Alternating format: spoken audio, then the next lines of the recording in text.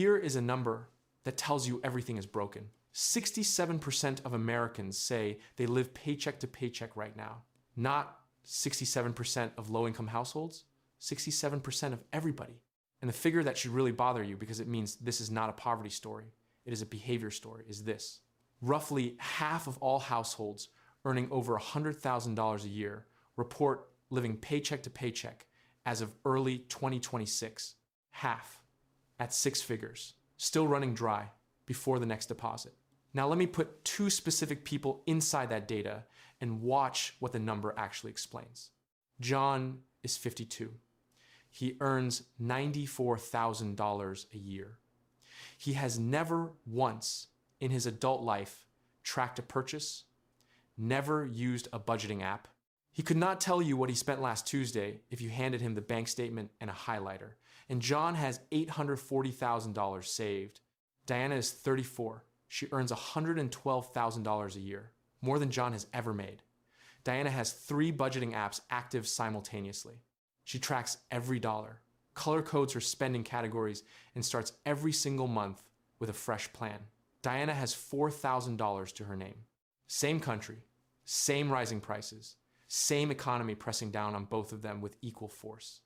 One of them is winning by a margin that looks almost impossible to explain. And the difference between them is not income, not discipline, not some hot stock that nobody told Diana about. The difference is a single decision or the failure to make one in the 60 seconds after their paycheck lands. That decision is the best financial advice you will ever hear. And here is the layer that makes it genuinely different from every platitude you have already sat through. It does not require willpower. It does not require sacrifice. It requires one evening with your phone, and then it runs itself for the next 20 years. Stay with me, because this gets considerably more surprising in a few minutes. Specifically around the moment I show you an asset that delivers an instant guaranteed return that no stock, no bond, no real estate deal, and certainly no advice from your brother-in-law can touch.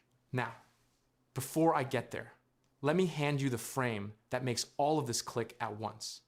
Because once you see it, you will recognize it everywhere money is either building or leaking. Think about how a mail server routes email. When a message lands on a server, that server has rules already loaded. Rules that say, if this message matches these criteria, it goes to this folder. If not, it goes somewhere else. The email never touches your hands. The outcome is decided by whoever wrote the rules before any human decision is involved. You could be asleep. The routing already happened.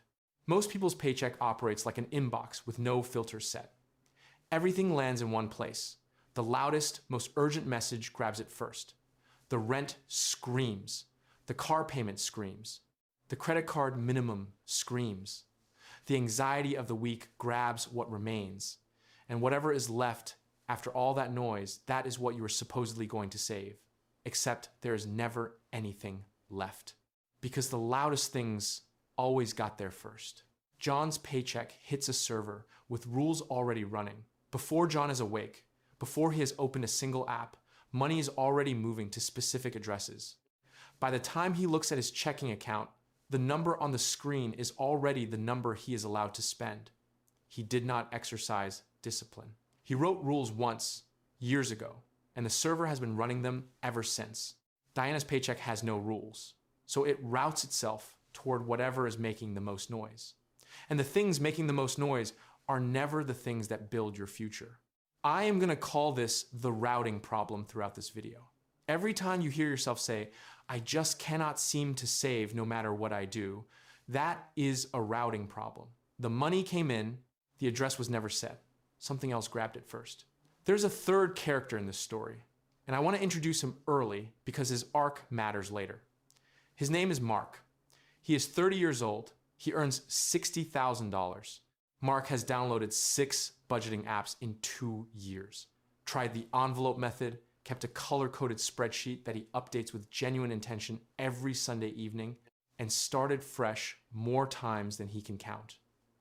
Mark has effectively nothing saved.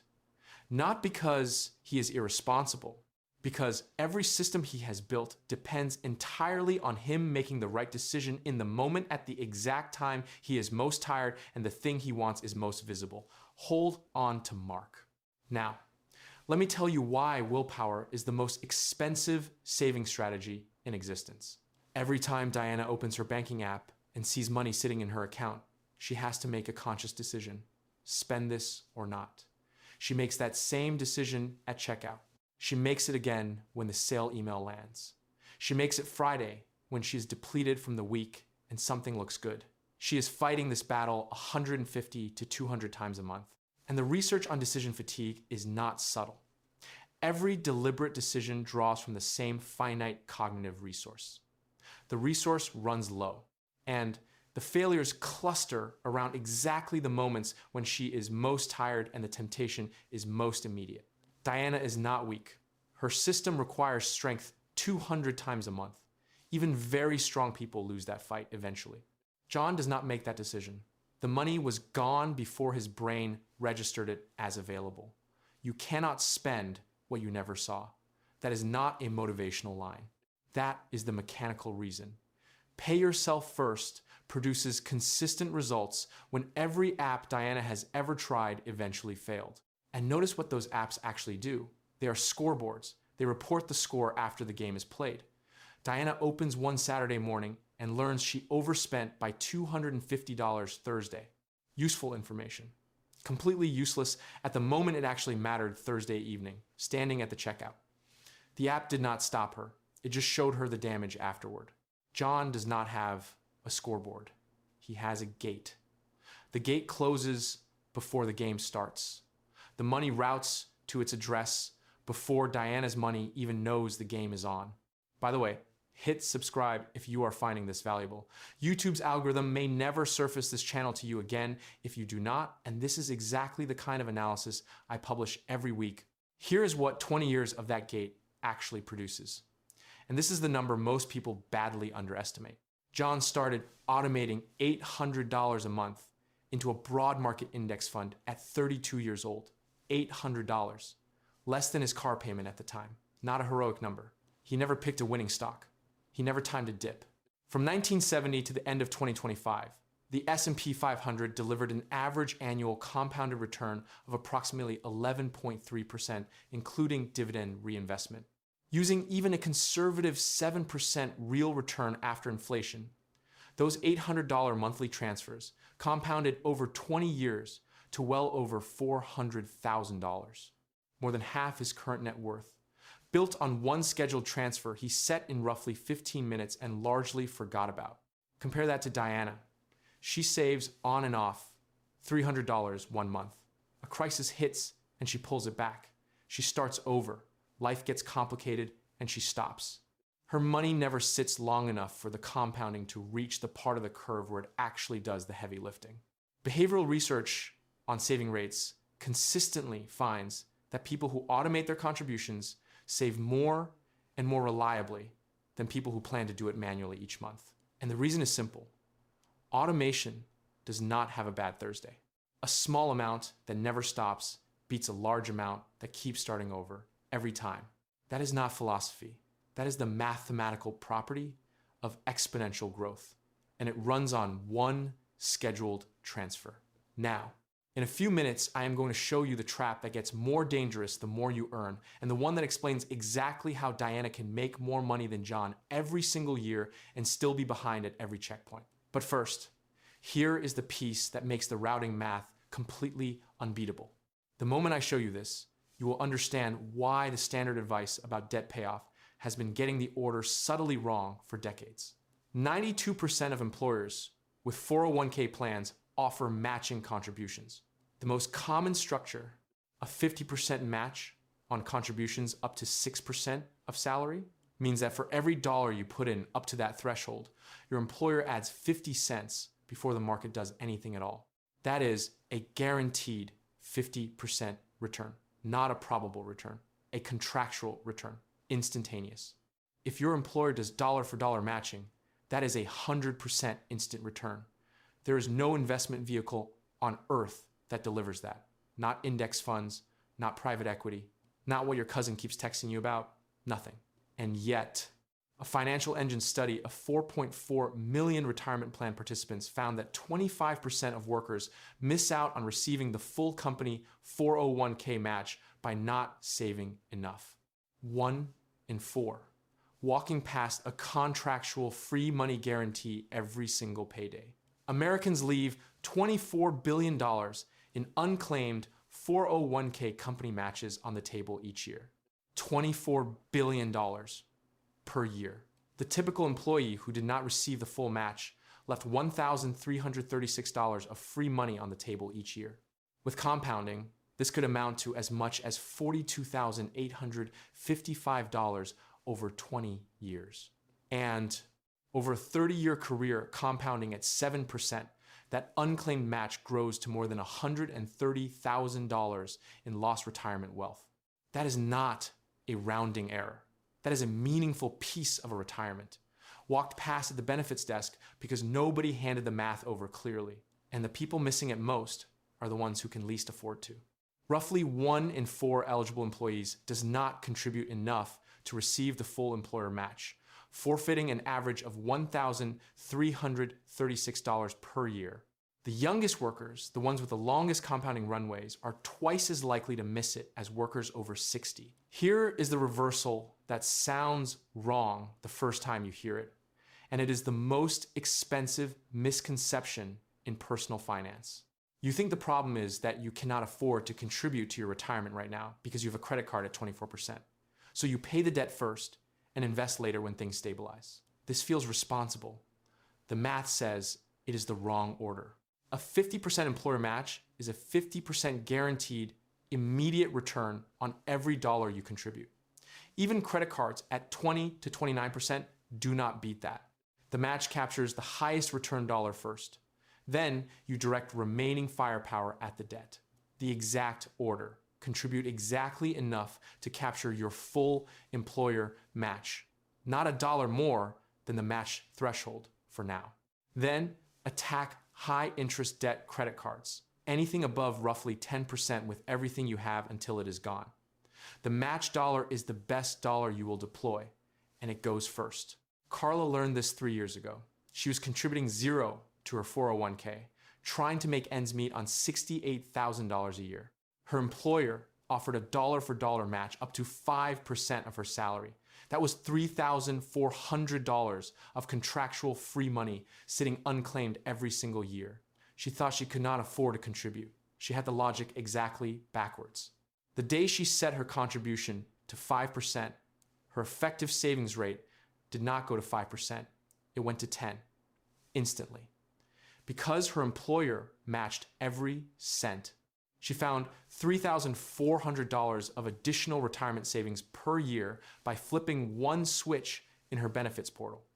She did not get a new job. She did not change a spending habit. She routed the money to the highest return address available to her. Now here's the part that standard financial advice has been quietly under-explaining for a generation. Knowing the framework and building a system around it are two very different things. I had pieces of this information years ago. It did not change anything until the actual machinery was in place, the transfers, the account structure, the sequence. So the routing happened automatically, and I was no longer the variable in my own financial plan. I spent a significant amount of time pulling together 50 years of retirement data and building what I call the exit code. It is a digital book, 8 chapters, no filler, built entirely on research, the two elements most relevant to what we have been discussing. The dynamic withdrawal method, which shows exactly why the 4% rule that has been quoted since 1994 fails systematically in volatile market sequences, and what replaces it with actual math and the lazy portfolio chapter, which documents the historical performance of a low management, broad market strategy across 30-year windows against active trading. I do not ask you to trust the conclusion. The data is in the book. If you find yourself skeptical of anyone claiming a simple portfolio consistently beats active management, good. Go look at the 50-year record. The book is available through the link in the description for less than the cost of a dinner out. One person, not a group.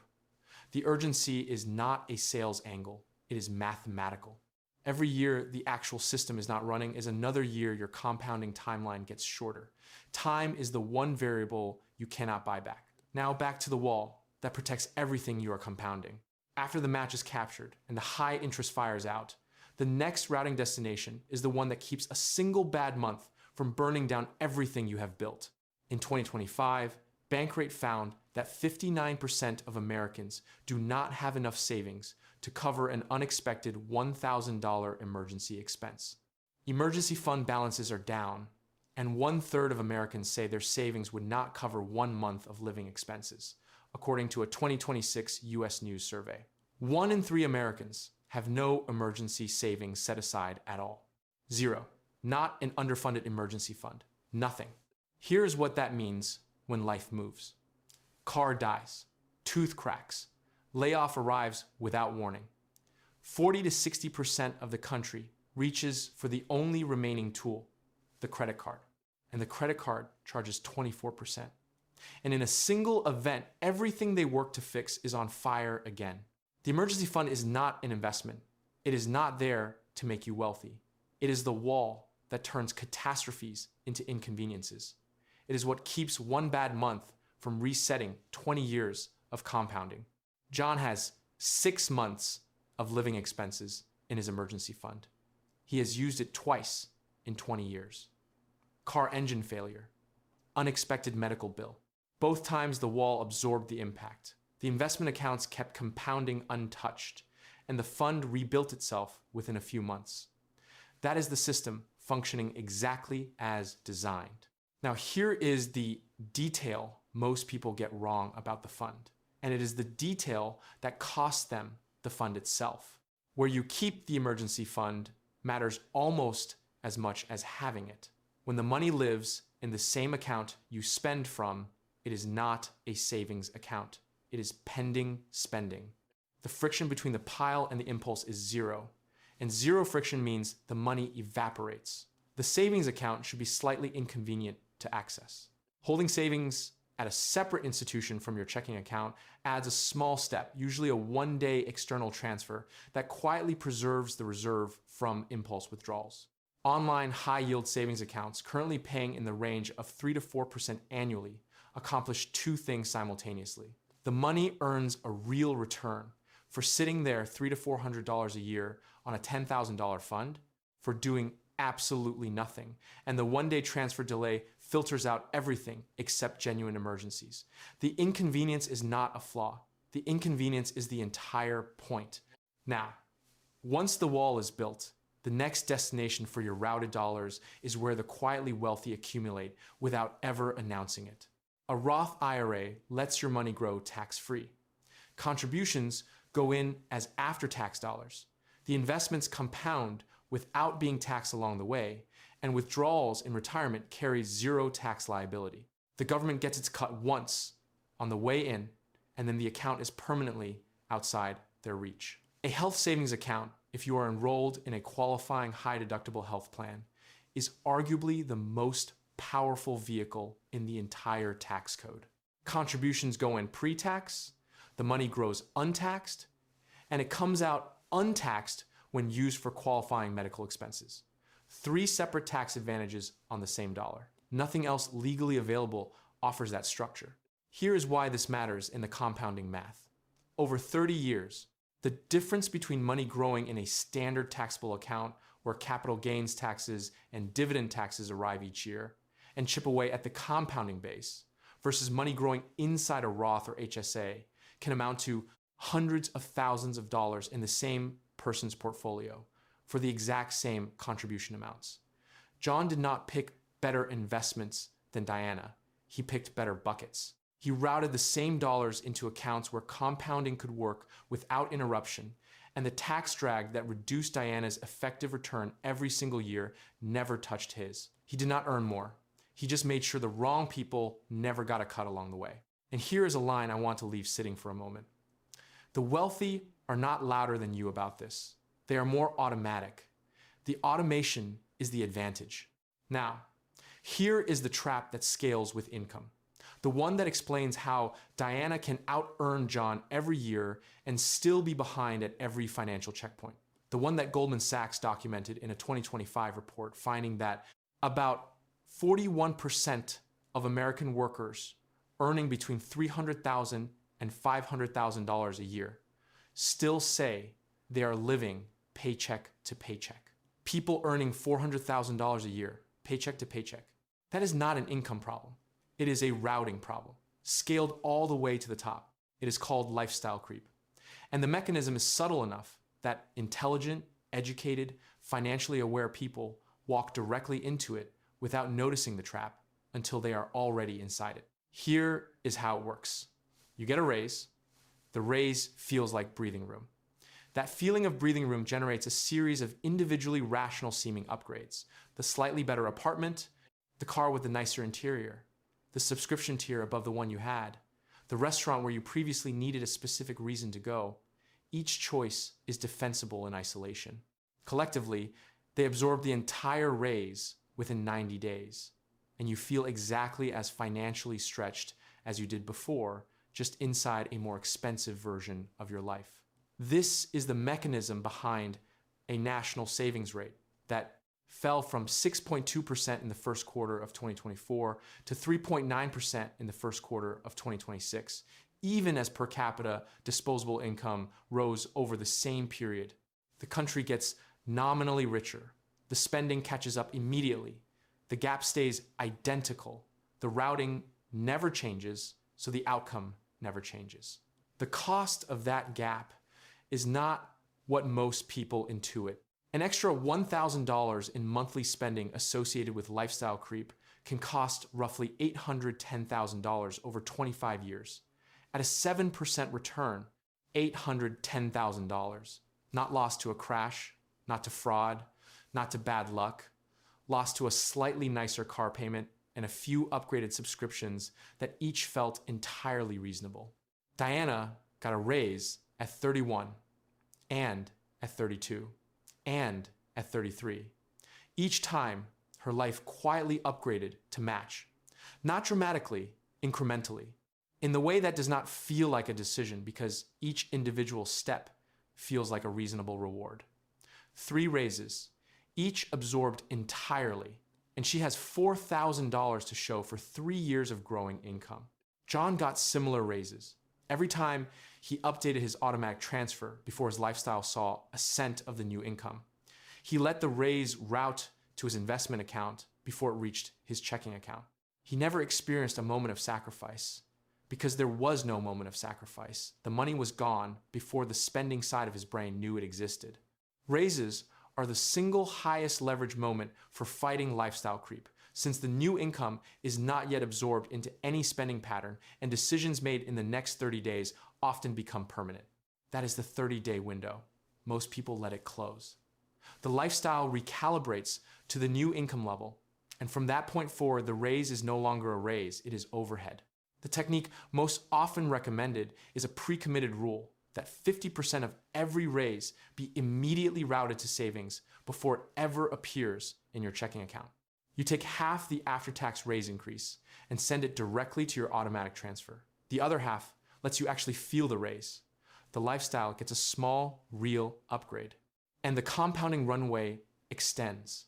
Within 48 hours of the raise taking effect, before the recalibration happens, even 20.6% of households earning $150,000 or more still say they are stuck in the paycheck to paycheck cycle. The income level is irrelevant, the routing is everything. Now here is the target. The savings rate the math actually rewards. 25% of gross income routed to your future before you spend anything else. That sounds steep. You do not start there. Maya starts at exactly the match threshold, let us say 6%, and climbs 1 percentage point every time she gets a raise. She never feels the raise disappear because the increase to her transfer happens simultaneously with the raise taking effect. Carla went from 8% effective savings rate to 19% over 3 years using this exact approach, and the change was functionally invisible at any single step because it only ever happened on the days when new money arrived anyway.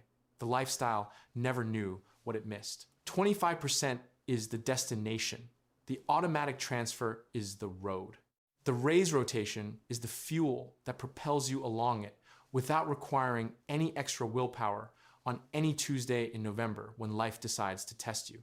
Let me now make one complete payday completely concrete, because abstract frameworks do not change behavior. Specific numbers do. Maya, 28 years old, earns $52,000 a year. Her biweekly take-home is $2,000. Before the routing rules were in place, here is what happened.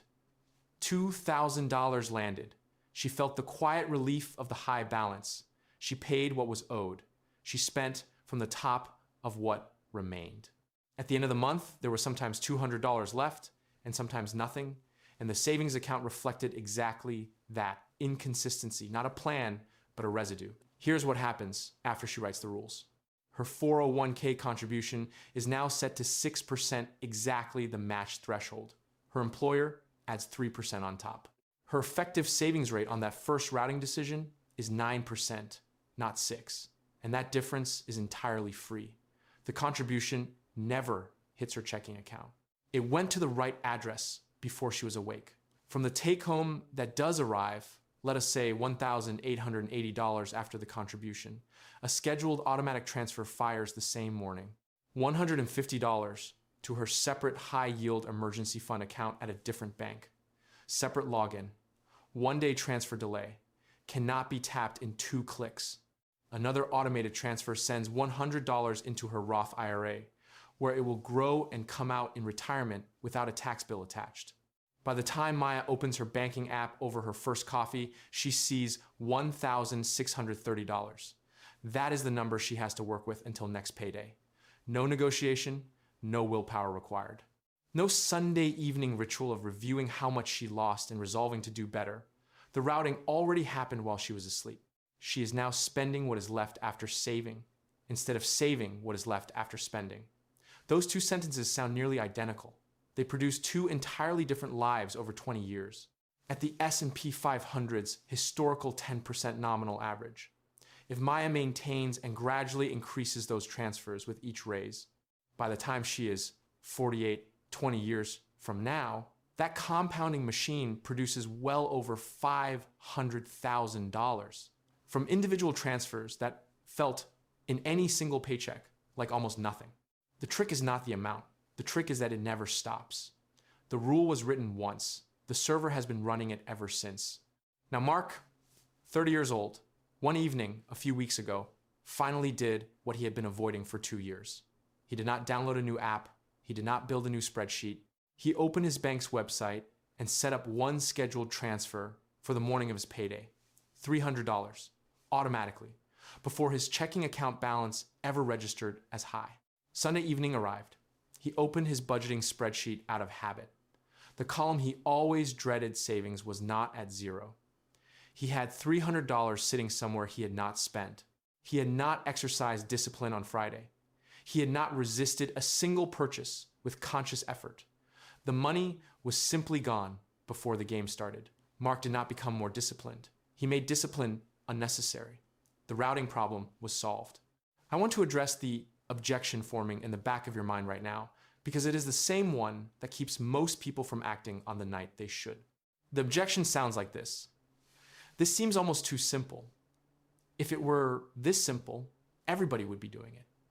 And the uncomfortable answer is that the mechanism is simple. The behavior is not. Because the behavior requires you to act before the feeling fades. Right now, somewhere in the middle of this video, the numbers about John and Diana sting a little. That sting is the window. The window closes. Most people think about it for a few days, intend to set up the transfer soon, and soon slides into never. The gap between understanding and doing is not filled by more information. It is filled by action taken while the understanding is still fresh enough to feel urgent. Tonight, not this weekend. One more thing before I give you the 3 takeaways. The S&P 500 for the 10 years ending December 31st, 2025 had an annual compounded rate of return of 14.8%, including reinvestment of dividends. That is recent history, not projection. A commonly used conservative planning figure is 7% per year, which reflects the S&P 500's historical average after adjusting for inflation. At 7%, by the rule of 72, money doubles roughly every 10 years. John has had his money doubling every decade, uninterrupted, since 32. Diana's has not doubled once because it keeps getting pulled back before the compounding has time to work. The math does not care about your intentions. It cares about whether the money was routed to the right address before you could redirect it to the wrong one. 3 things: specific, calibrated to this exact video only.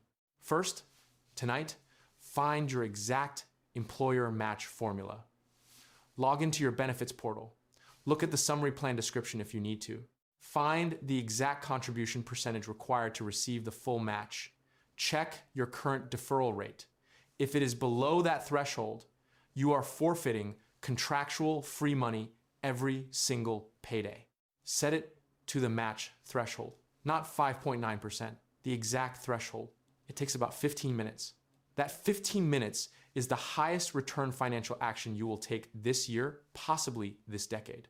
Second, open a high-yield savings account at a different bank from your primary checking account tomorrow, if not tonight. Set up an automatic transfer for the same day your paycheck arrives. Start at whatever amount is honest, even if it is $50. The physical separation from your main account is not an inconvenience. The one-day transfer delay is the friction that protects the fund from yourself. The 3 to 4% the account earns is free money for keeping the wall intact. Third, the next time a raise arrives, the next time, not someday, send at least half of the after-tax increase directly to your automatic investment transfer within 48 hours, before the lifestyle recalibrates, before the new number starts to feel normal. The 30-day window is real. It closes permanently, and what you do inside it determines whether the raise builds your future or finances a slightly more expensive version of the same constraints. Lazy investing built more fortune than crypto memes.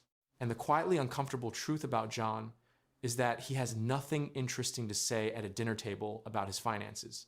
No dramatic turnaround, no secret discovery, no market-beating insight. He set some rules a long time ago, and a machine has been running them every payday while he was busy living his life. That boring, unheroic, completely unglamorous process has been compounding silently and relentlessly to $840,000. Diana has a far more interesting financial story. More effort, more apps, more fresh starts, more intention, $4,000. The server does not care about the drama. It only runs the rules.